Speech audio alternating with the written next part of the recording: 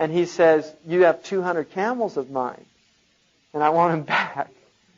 And he said, the Habashi said to him, when you came in here and I saw you, I was very impressed. But I've lost my, respect for you because I'm about to destroy your most sacred sanctuary, and you're asking me about your camels? And Abdul Muttalib said, the house has a Lord. He'll take care of it. I'm the Lord of camels, and I have to look after my camels. In other words, I don't have any business. The house, that's not my problem. My problem's my camels. So he gave him his camels back.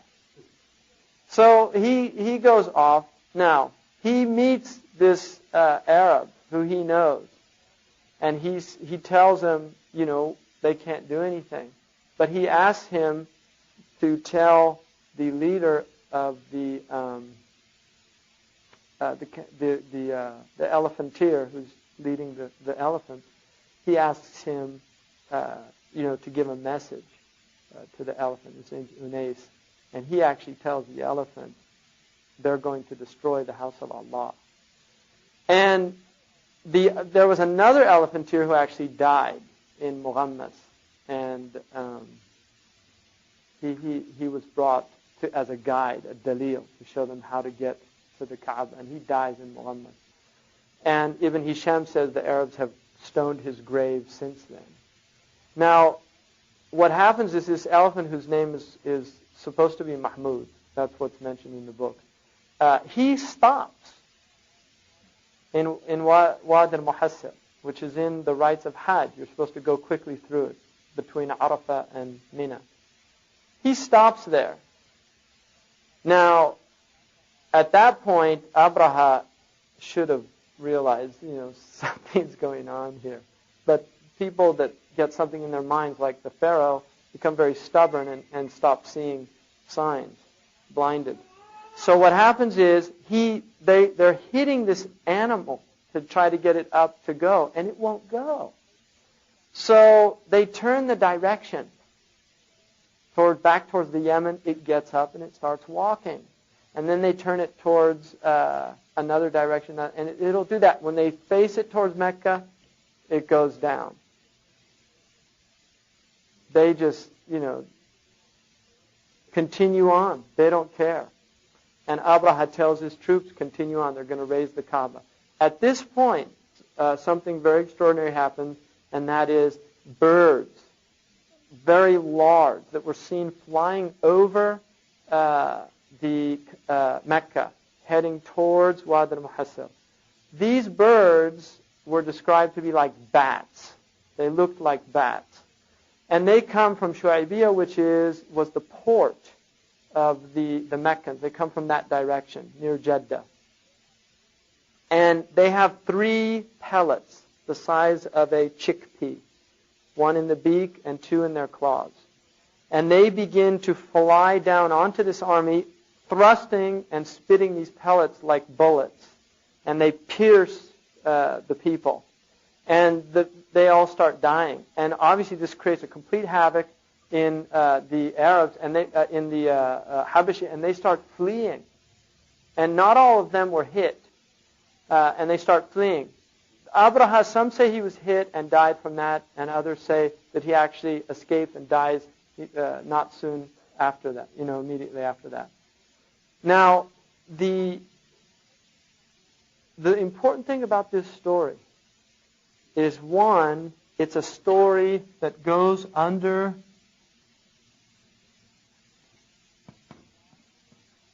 the category in hadith of mutawatir. In other words, so many people witnessed it, and it was transmitted by these people who witnessed it to so many people that it becomes mutawatir amongst the Arabs. In other words, it wasn't a lie. They saw birds come, and they saw these birds fling these stones and kill all of these soldiers. And the important thing also to remember is at the time when Li'ilaf Qurayshin was revealed, there were still people alive who had seen that event. And none of them said it's a fairy tale. None of them said this didn't happen. They knew that it was true. And they were being reminded by Allah, don't you remember that sign Allah showed you, that this house is really Allah's house?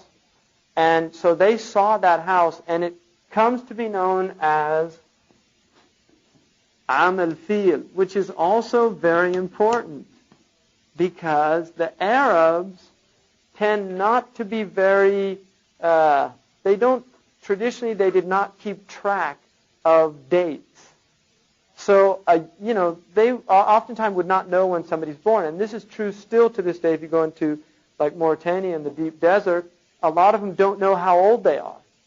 And you ask them what year they were born, they just say, I don't know. But if they were born in a year where some big event occurred, they always remember when they were born. Oh, he was born in the year of the flood. Right? He was born. Now, Am al-Fil was an extremely significant year for the Arabs. And the Prophet ﷺ is born in this year. Now, the Prophet ﷺ, Amina becomes pregnant.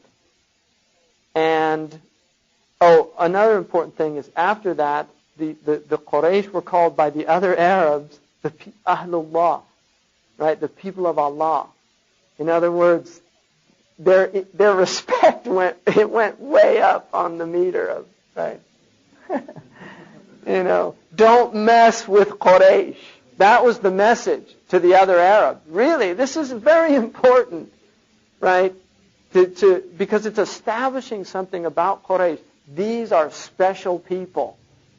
And they live in a special place, and don't mess with them, because if you do, birds will appear out of nowhere and destroy you. I mean, that was really the message to the rest of the Arabs. So it's an important message, and they got it. They got it. They understood it.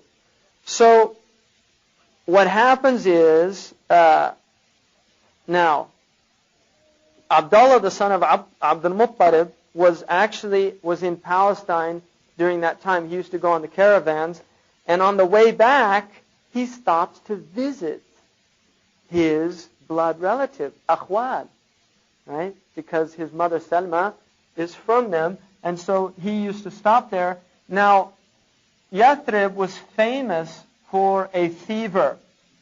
They had a fever there, very well known. It was a very strong fever, and people would die from it.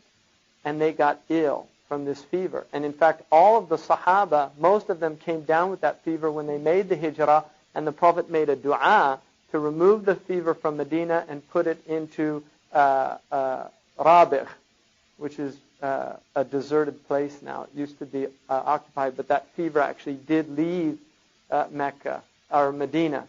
But his father, Abdullah, becomes sick with this fever and dies there, right? Which is, again, going to be very significant, which means his father died and was buried in Medina, right? So again, establishing ties with Medina. And there's actually a really interesting story that's related in some of the Sirah literature, in which a Yemeni king wanted to go and conquer Yathrib, and he goes there, and he laid siege to it. This was, a few centuries before the Prophet ﷺ. He laid siege to it, and at night, the Arabs of Yathrib, who are originally Yemenites, another very important thing too, establishing a very strong tie with the Yemenis, who will become great scholars and great supporters of the Prophet ﷺ through Bani Ash'ar, the Ash'ariyin. But this, they sent food out at night when the battle, because the Arabs used to fight in the daytime, they didn't fight at night. So these Yathribis sent food out to the soldiers at night.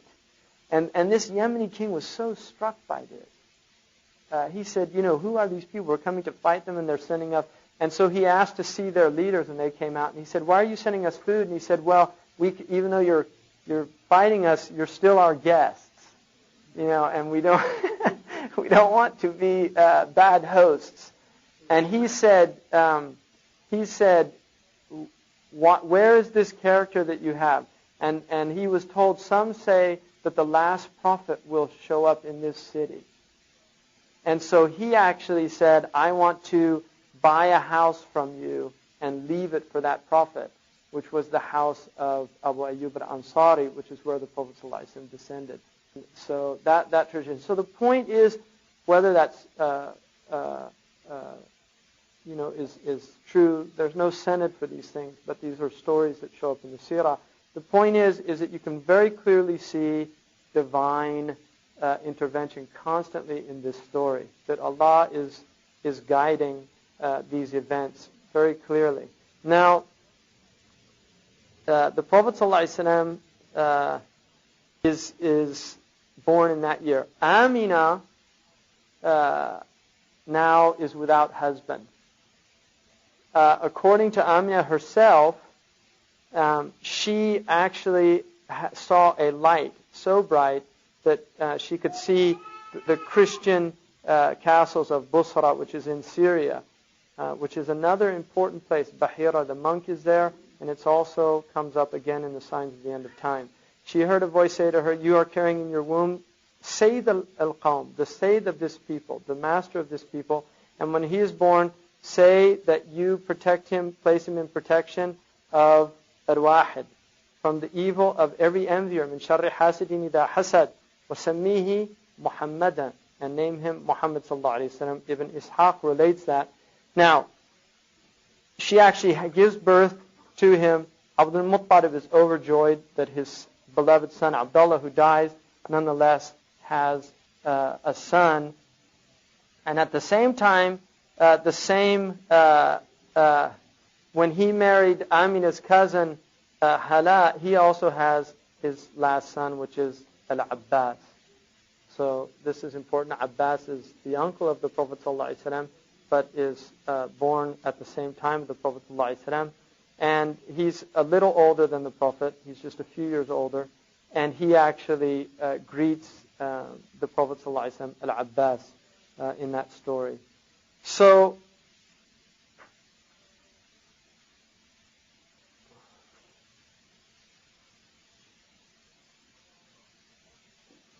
now, the Prophet ﷺ is born and he's in the household of his grandfather, Abdul Muttalib. But what was the tradition of the Arabs is that they would send their children to be wet nursed by Bedouin. And the reason for that is that the cities tended to be reasonably unhealthy. I mean, think about now. If they literally considered like Mecca to be an unhealthy environment because they said the air was not a good air. There were too many people living in it, so the anfas polluted the air. And they felt that the sedentary life was not healthy because they didn't move a lot. They tended to be less. I mean, now people sitting all day long and things like that. So you can imagine the difference then. Anyway, what would happen is that the Bedouins would come into Mecca and women would sit with their children.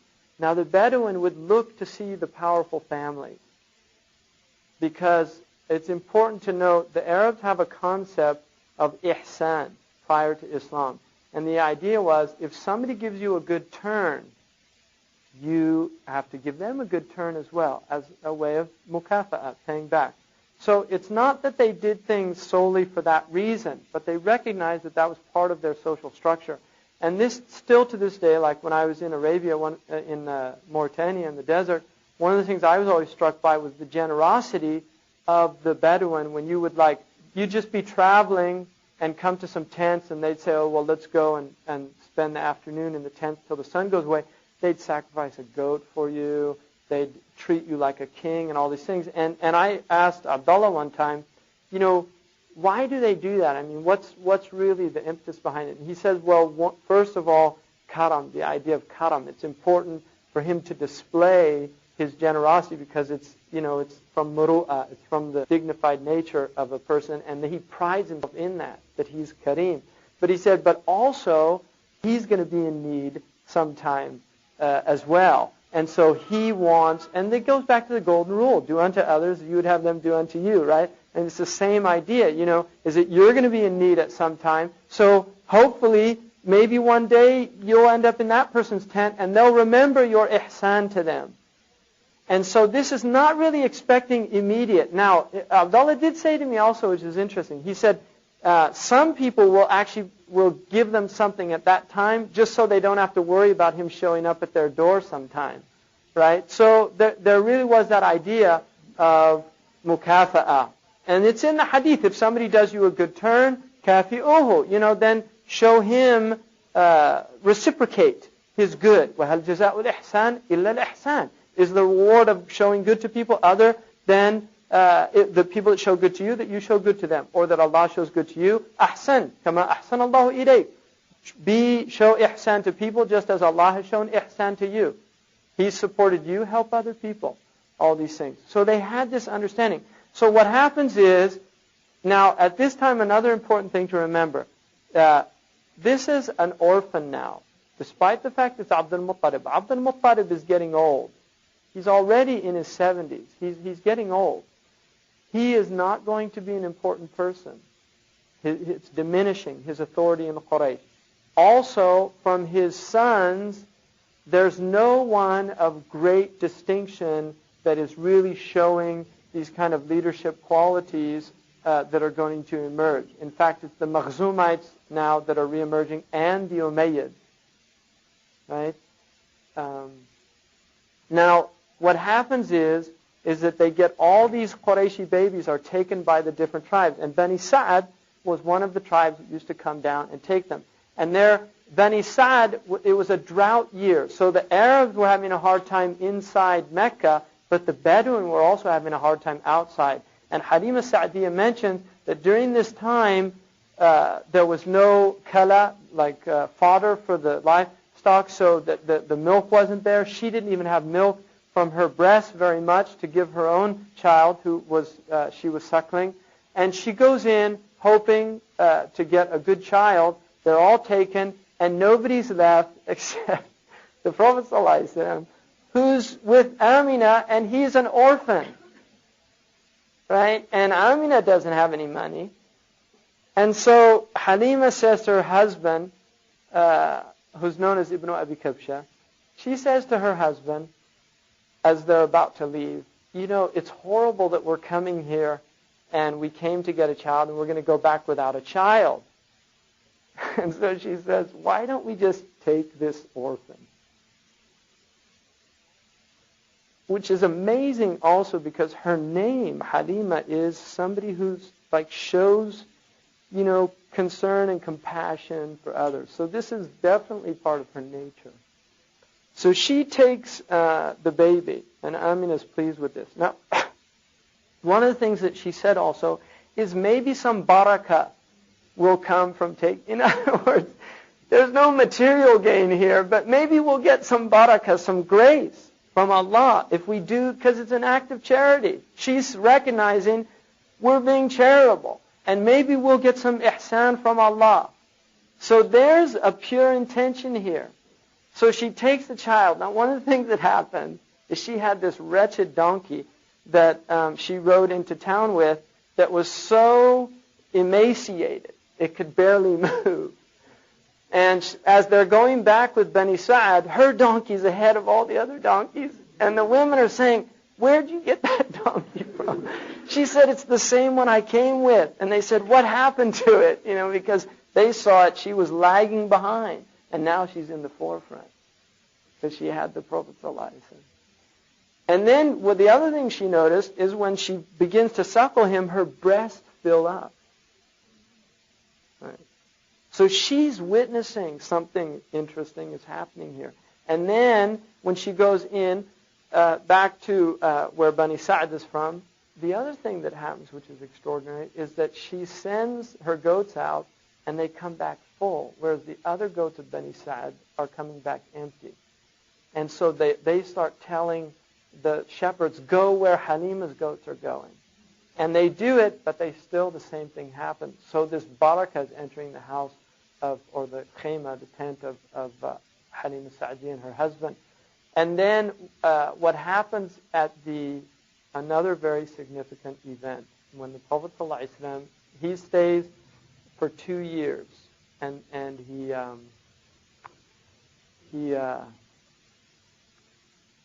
he's weaned. They weaned him after 2 years.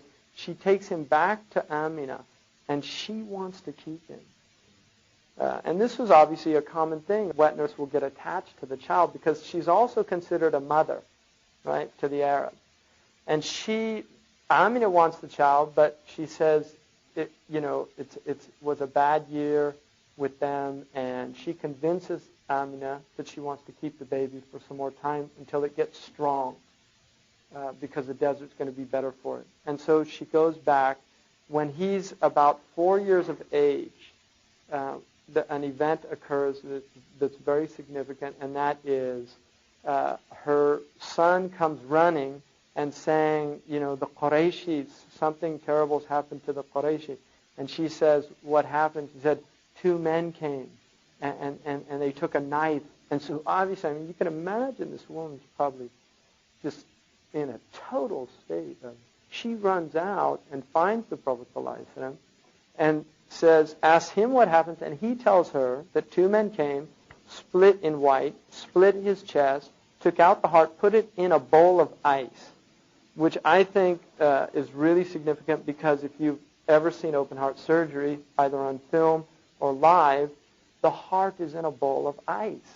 I guarantee you. You have to keep the heart in ice because it slows down the metabolic rate, and so the cells don't die. And then they poured on them the water of Zamzam, and this is, if you watch an open heart surgery, they pour cryonic fluid, which is a salty fluid that has electrolytes to nurture the cells of the heart. And Zamzam was more salty than it is now, but traditionally it was a very salty well, right? Malih, called malih. And it would obviously have been very rich in potassium and in natrium muriaticum, which are the 2 dominant ingredients in cryonic fluids that are poured. And it was cold water, which is, they actually freeze the water and pour it over the heart while they're waiting to put it into the chest. And so here's these 2 angels who would obviously be completely sterile as well. They wouldn't have any germs on them. Quite literally, they would have been sterile beings, because that's another concern, is infection with operations, right? So that was open heart surgery. Now, at that time, that was something completely, who could think of that? Taking a heart out of a chest, splitting the chest, the sternum was split, splitting the sternum, taking out the heart, washing the heart, keeping it in ice. Where are you going to get ice in the middle of the desert? And then putting the heart back and sewing up. And there's 2 riwayas, one that said he didn't have an athar, and another said that there were actually stitch traces on his body, which is seen with people that have open heart surgery. You have stitches. The point, though, is this event happens. Halima believes it. She doesn't know what it means, but she knows it's something very big. And so she gets very nervous and takes the child back. And she gives the child back after saying that she was going to keep the child. Amina says, "What's the matter?" She says, "Nothing." "No, you have to tell me what happened." She told him, and she said, "I'm not worried because I know this child has a great sha'an, right, a great affair." And so that is a really major event in the life of the Prophet ﷺ. And then what happens is the Prophet ﷺ, another major event is that the Prophet ﷺ's mother herself dies, right? And this is called the year of the 2 bereavements, right? Or not the year, but the 2 bereavements, the Huznayn. And this is when, his mother dies, and then 2 years later, his grandfather dies, which is, so obviously this is very, very eventful for the Prophet ﷺ, because now he's an orphan completely. His grandfather's dead, his mother's dead, and his father's dead, and he's only 8 years old, right, or 7 years of age. And one of the things that happened also that is significant here is that Abdul Muttalib used to take the Prophet ﷺ to the Dar al-Nidwa, and he would ask him his opinion when he's 7 years old. And the Arabs, just, what are you asking him for? And he said, don't worry. He said, this boy has a great future, right? So he recognized in him this. Now, he dies, and then before he dies, he entrusts Abu Talib. Now, if you look on your sheet here, you can see out of those sons, there's Zubair, Abu Talib, Abu Lahab, Abdullah, Al-Abbas, Hamza, and then the daughters. Abu Talib is entrusted with the Prophet ﷺ. So obviously Abdul Muttalib is choosing the one that he felt would be the best for the Prophet, and Abu Talib is going to have Ali and Ja'far, who become very important Sahaba. And then another event happens which is very significant. And this is an event, one of the things that Abu Talib used to do is that he would go to Syria, and he would purchase things, sell things, and then come back. And so he was a merchant. And he, at one point, takes his son. Now the Prophet is considered his son in terms of the Arab, the uncle when he takes over he's like a father to the child. He takes the Prophet ﷺ when he was 12, some say 9, and they get to Busra in Greek, but Busra in Arabic. And now Busra was a stop along the way. And one of the things about Busra is that there was a monk's cell there that was very well known, and there was a monk there whose name was Bahira.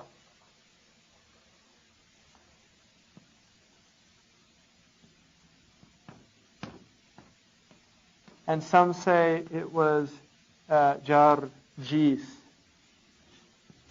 which is in Greek Sergius. Bahira was a monk who knew about the end of time. That was one of his specialties. And some of these monks maintained these traditions and transmitted them to each generation. So he actually knew that there was a prophet coming soon. And he didn't know when, but he knew that he was coming and that he would be from amongst the Arabs. And he used to watch these Arab caravans come, and he knew that he would visit that spot. And there was actually a tree there that he was told that the last prophet would come to this place. So he was very concerned about this. And what happens is that one day an Arab caravan comes, and this is the caravan that has Abu Talib in it. And Bahira notices something, and what he notices is a cloud over the caravan, giving it sun that moves with it, which he thought was very unusual. And so he, that night, he asks the Quraysh to come and have dinner with him in his monastery. The Quraysh think, what's going on? He's never even said hello to us, right? So they thought it was very unusual, and they answer him, and they bring everybody but the Prophet ﷺ, who's 12 years old, and at that age, in their environment, 12-year-olds would look after the camels and things, because he wasn't a man yet. And so Bahira's looking around, and he says, is everybody here? And they said, yes. He said, no, somebody's missing. They said, the only one missing is, we have a young boy, he's looking after things. He said, no, he has to come. And so they say, oh, you're right, we should have thought of that. And so they out and go get him and bring him. The Prophet comes in all through the dinner. Buhaira's watching him. And at one point, Buhaira asks him something by Lat. And the Prophet says, I don't like that name. And so now he knows something's up, because where's he getting that information? And so finally he asks to see his back. And on the back there was a raised, between the shoulder blades, there was a raised circle, that had some hairs around it. And some say that there was actually writing on it, Allahu Alam. But it was a raised circle, and he knew, it was in their books, that that prophet would have this seal, khatam, to indicate that he was the last of the prophets. And so he knew who he was at this point. And he said, whose son is this? Abu Talib says, he's my son. Bahira says, no, his father can't be alive. And then he said, actually, they knew that he was an orphan, that he'd be raised an orphan. So Abu Talib says, he's actually my brother's son, but he died and I'm his uncle. He said, that's correct. And then he said, take him back to Mecca and guard him. And don't let the Jews know about him, because if